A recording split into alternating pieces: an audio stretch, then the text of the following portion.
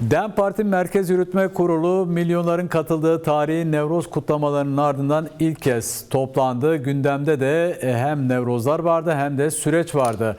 Bir referandum niteliği taşıyan Nevrozların verdiği mesajlarla başlayalım isterseniz. Şüphesiz barış ve demokratik toplum süreci damgasını vurdu. Milyonların talepleri neler oldu sizce? Devlete, iktidara hangi mesajları verdi? Bir de demokratik siyasete de mesajları vardı. İsterseniz buradan başlayalım.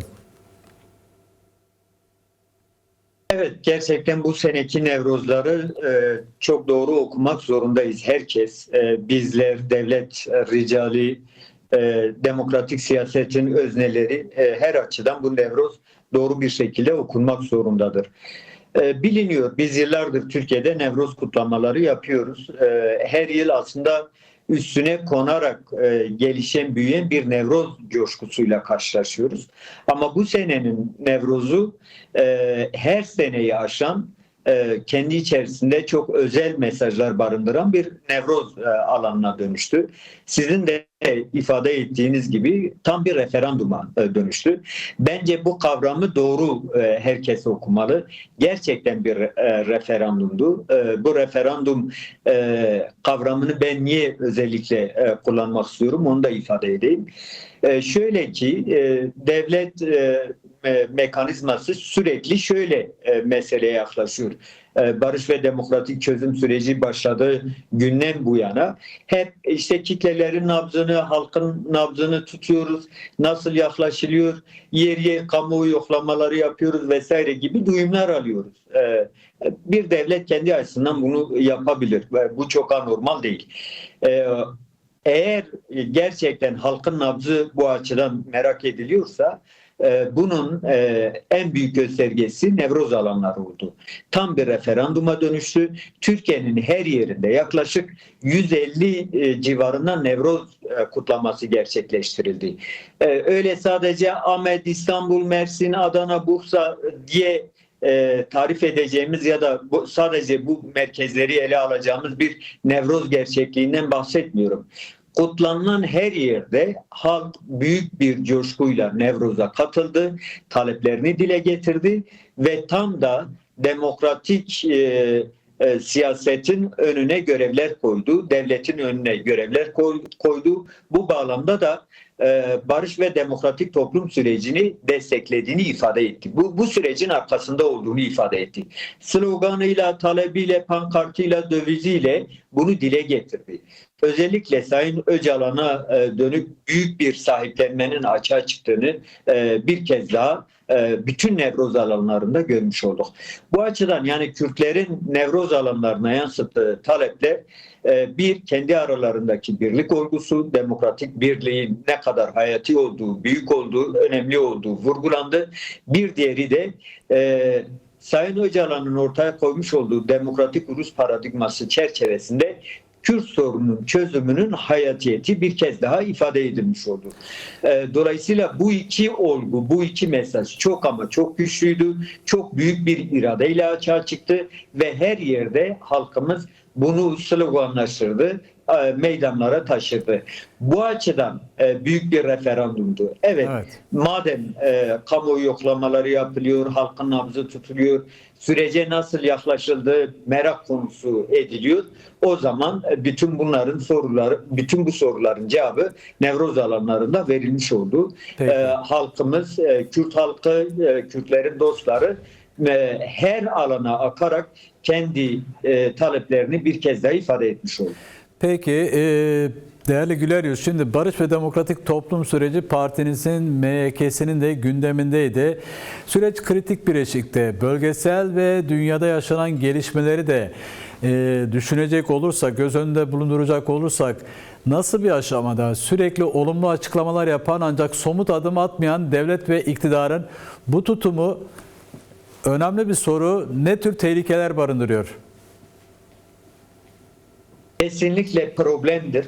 Ciddi bir problemdir. Artık geldiğimiz aşama itibariyle bu meselenin bir gün dahi geciktirilmeksizin somut koşullara kavuşturulması, doğru bir zemine oturtulması devlet tarafından sağlanması gereken önemli meseledir.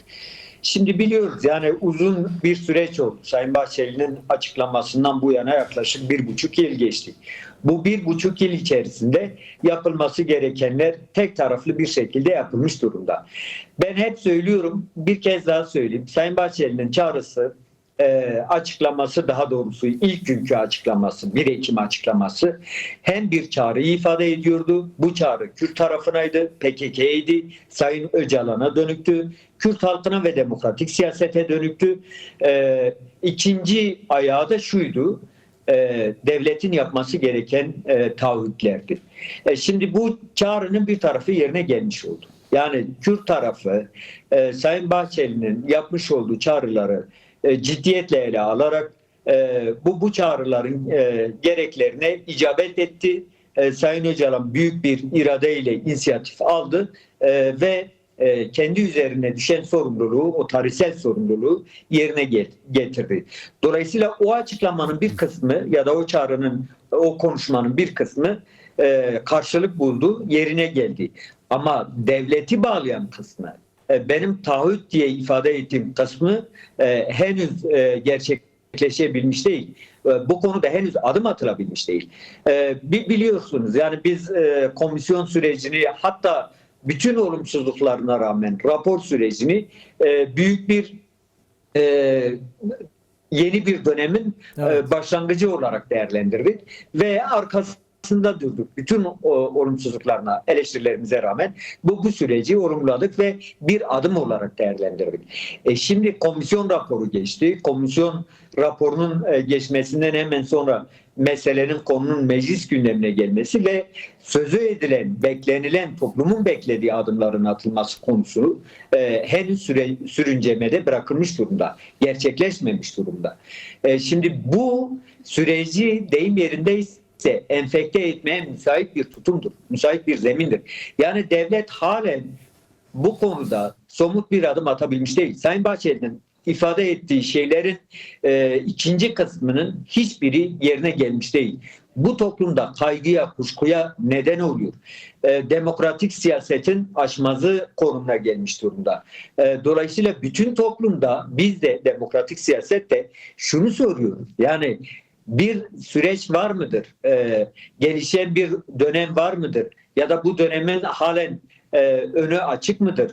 Bu konuda devlet ricali ne düşünüyor? Nasıl bir adım atma hazırlığı içerisinde? Bu konuda henüz somut bir gelişmenin olmamış olması oldukça problemli bir zemin yaratıyor. Tekrar ifade edeyim.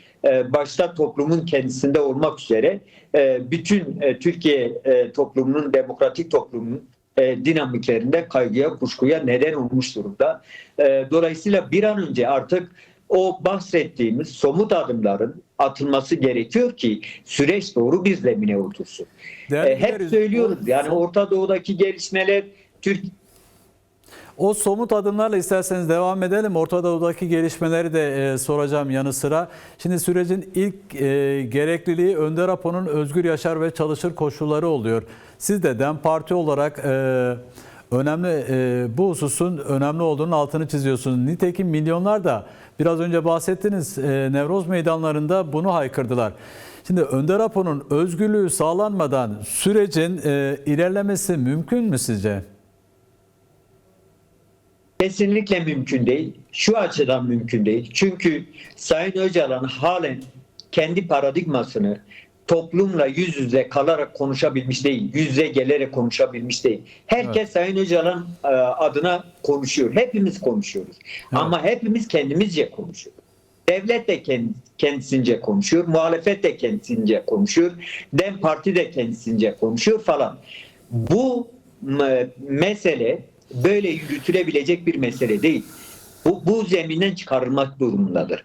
Madem bu işin yürütücüsü, büyük sorumluluğunu alan kişi Sayın Öcalan'dır, bu koşullar yaratılmalıdır. Sayın Öcalan'ın özgür yaşar ve çalışır koşulları yaratılmalıdır.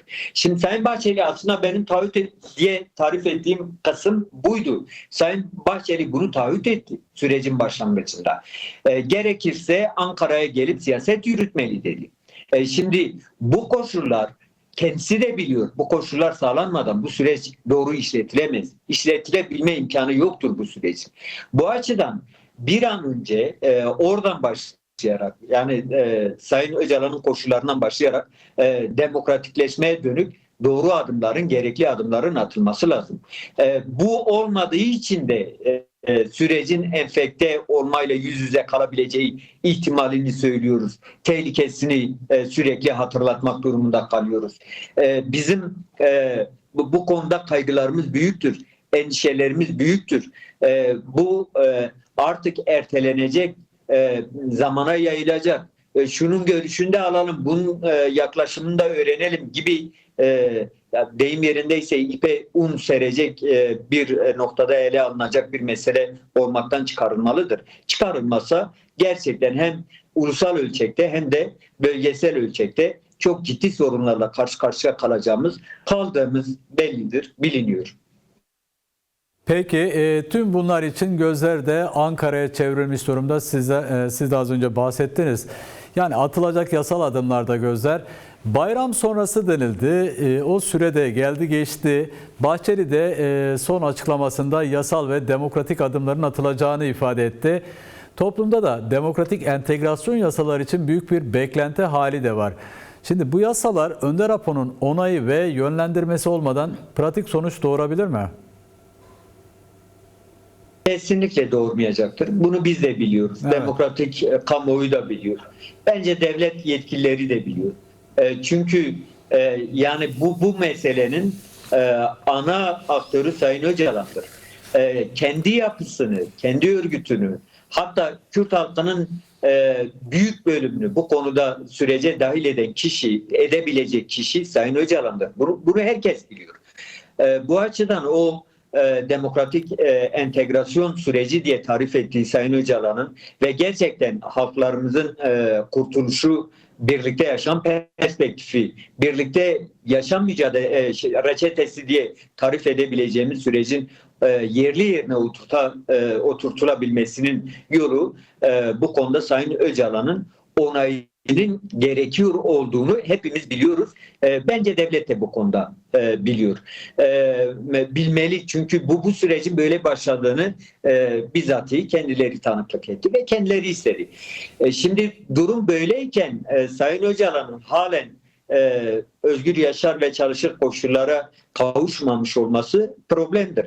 Yani biz artık Sayın Öcalan'ın bu konudaki düşüncelerini birkaç satır yazıyla öğrenmek istemiyoruz. Toplum artık böyle meseleye bakmıyor. Hatta muhalefet böyle bakmıyor. Sayın Öcalan'ın kendi ağzıyla, kendi diliyle meselelere nasıl yaklaştığını öğrenmek istiyor, görmek istiyor. Belki de kendisiyle temas etmek istiyor.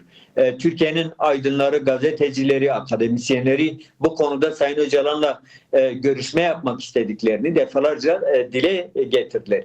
Bütün bu meselenin esası nedir? Evet, Sayın Öcalan'ın hem ülkemiz açısından hem de bölgemiz açısından çözüm reçetesini bizzatihi kendisinden öğrenmek istiyor. Dolayısıyla hani biz kapalı kapılar arkasında Sayın Öcalan'la yapılan temasların yetersiz olduğunu artık ifade etmek durumundayız. Herkes de bunun böyle olduğunu söylüyor ve bizzatihi artık Sayın Öcalan'ın toplumla buluşması ve kendi paradigmasını toplumla taşırması görüşünde hemfikir. Peki değerli Güler Yüz, çok teşekkür ederim değerlendirmeleriniz için. Kolay gelsin.